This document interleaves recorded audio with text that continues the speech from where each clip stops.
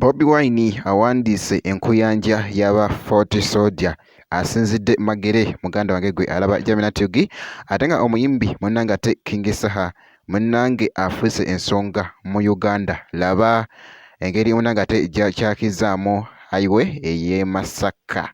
Bampita Jamina nsinza ku Jamina Tugi, ngenda kusaba video gimpe like obeera nga tonaba n'okusubscribinga. Ngenda kubeera nga nkutandisako ne Bobi Wine ate maasawo njije n'omuyimbi King Saha.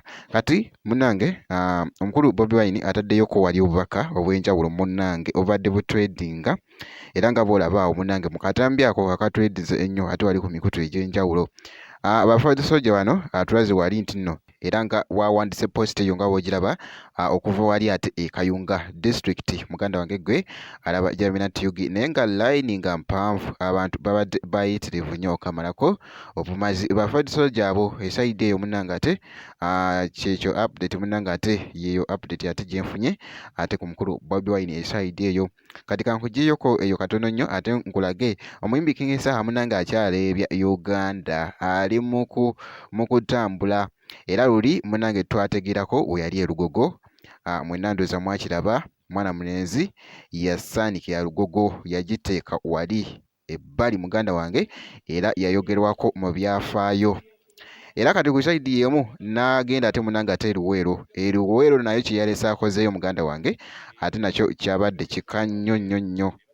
Era nga ku side yemu ate nno abadde agenze munnange ate Masaka naye ekibadde ku highway era nga bw'olaba akatambi ako muganda wange gwe alaba Jamina Tugi era nga King Saha oluvudde munnange ate ku mikolo gye asibidde Masaka era tulabyeko wali ng'abadde munnange ate mu kanzu kw'ossa ate ne kooti nga ava ku mukolo. Leka nkweko katambi kano ate tulabe nga bwe kibadde katono nnyo ate nkuze.